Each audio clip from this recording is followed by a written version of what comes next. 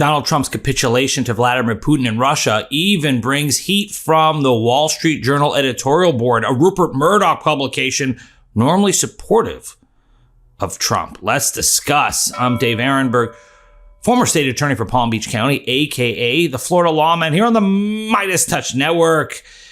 So it's not just those of us on the Democrat side who have been critical of Donald Trump when it's capitulating to Russia. It's also some of his normal conservative pals, like the Wall Street Journal editorial board, which has largely been supportive of Donald Trump. In fact, right before the election, they went after Kamala Harris, saying that a Kamala Harris election would be a fourth Obama term. Would that be so bad, quite frankly? But okay, I guess they didn't like Obama. They clearly made a point of saying that she's out of the mainstream. Okay, well, now you have someone who is not just cozying up to Putin, but repeating Putin's talking points, repeating Russian misinformation. Ronald Reagan must be rolling over in his grave, because what we're seeing in echoing Russia's talking points is an utter capitulation to Vladimir Putin, taking Russia's side in the war against Ukraine, saying things like, Ukraine started the war, untrue, totally false.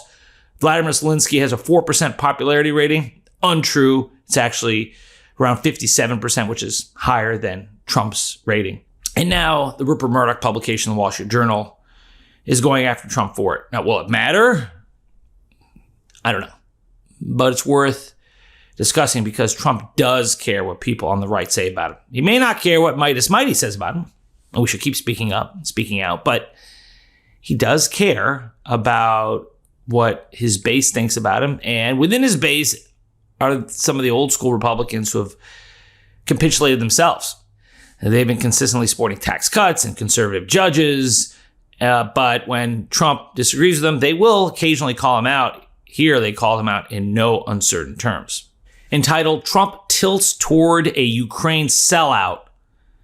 They go into how Trump puts more pressure on Kyiv for a deal than he does on the Kremlin.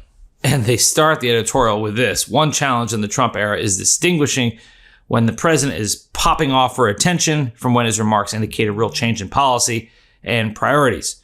President Trump's rhetorical assault on Ukraine in recent days appears to be the latter, and perhaps it is a sign of an ugly settlement to come. Mr. Trump on Tuesday mimicked Russian propaganda by claiming Ukraine had started the war with Russia and that Kyiv is little better than the Kremlin because it hasn't held a wartime election. Ukraine President Volodymyr Zelensky replied on Wednesday that Mr. Trump was living in a disinformation space, which may have been imprudent, but was accurate. It's tempting to dismiss the exchange as mere rhetoric, but it has the feel of political intention for Trump. He may be trashing Ukraine's democracy to make voters think there's no real difference between the Kremlin and Kyiv. He may think this will make it easier to sell a peace deal that betrays Ukraine. We doubt most Americans will overlook his false moral equivalence. Mr. Putin's war of conquest started 3 years ago this month when Russian troops rolled over the border and tried to capture Kyiv. The war began not because Mr. Putin had legitimate security fears, but because the aging former KGB agent wants to reassemble most of the Soviet empire he saw crumble as a young man. Ukraine has delayed elections while it is operating under martial law and fighting a war for survival. Its constitution allows this, and Britain under Nazi siege didn't hold an election during World War II. Was Churchill a dictator? We shouldn't be that surprised about it. Remember Helsinki, when he stood on the stage with Vladimir Putin and took Putin's word over the word of the U.S. intelligence agencies? Unfortunately, it didn't seem like this mattered enough to voters to make a difference in the election. John Bolton, who is Trump's national security advisor, was appalled by Trump's words and called him out on it. But remember, John Bolton, even though he has been principled when it comes to Ukraine, he also refused to support Kamala Harris or Joe Biden in the last election. He said he just wouldn't vote for either one. Elections are about choices. And if you don't vote for Kamala Harris, you have essentially chosen Donald Trump, especially if you realize that Donald Trump is remaking American foreign policy to side with the dictators, to side with the invaders, to side with our enemy. Vladimir Putin. Here's what John Bolton said. On Twitter, and yes, I will keep calling it Twitter, Bolton said Trump's characterization of Zelensky and Ukraine are some of the most shameful remarks ever made by a U.S. president. Our support of Ukraine has never been about charity. Our way of life at home depends on our strength abroad.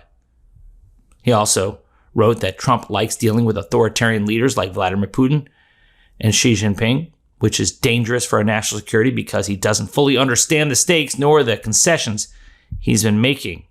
Trump fashions himself a master negotiator, but already he's giving away the store. He's already negotiating from a position of weakness with Vladimir Putin, accepting all his claims, asking nothing in return, repeating Russian propaganda. It's not exactly being a master negotiator if you're giving away the store to the bad guy here and then becoming one of the bad guys. It's got to be scary for anyone who supports freedom and liberty, and Ronald Reagan must be rolling over in his grave. What are the Senate Republicans going to do about it? A couple have spoken out, but so far very little. Because not only does Trump lead the Republican Party, but now he's got a heavy, the richest man in the world, who will go after any Republican who speaks out against Trump, who opposes Trump, with his unlimited funds to fund a primary opponent against them. That's the system we have now. That's the state of our politics, where the government's being run by a person who wasn't born here and is an extremist when it comes to issues like Ukraine. Where's this going to lead? I actually think the egos are going to conflict at some point. There's a shelf life between Trump and Freudian slip, Trump and Elon Musk's relationship. And I think at some point they're going to be at odds, but that hasn't happened yet. Now back to the Wall Street Journal. Ukraine's democracy is fragile and would be stronger if it could affiliate with Western institutions like the European Union. The only dictator in the war is Mr. Putin, who poisons exiled Russians on foreign soil and banishes opponents to Arctic prison camps. Call us when he holds a free election. The oddity so far is that Mr. Trump seems to want a peace deal more than Mr. Putin does, which is the opposite of leverage in any negotiation. Mr. Trump wants to be able to claim that he brought peace as he promises a candidate, but a cautionary tale is Joe Biden. And then they bring up Joe Biden's withdrawal from Afghanistan, and Joe Biden's withdrawal from that tanked his approval rating and never really recovered amongst a lot of the general public. That's the fate of Donald Trump. If he sells out Ukraine to the Russians, I think that will gravely damage his administration. And you may think that Trump doesn't care about his popularity ratings. He does. He cares about the polls. He cares about the stock market. He cares about the Wall Street Journal editorial board. So maybe there's some hope that someone can talk some sense into him. But right now, it's a scary time because our values are not only being threatened, but they're being reshaped by one man. And there's not enough Democrats up there to stop it. But there are enough in Midas Mighty to make a difference by speaking out.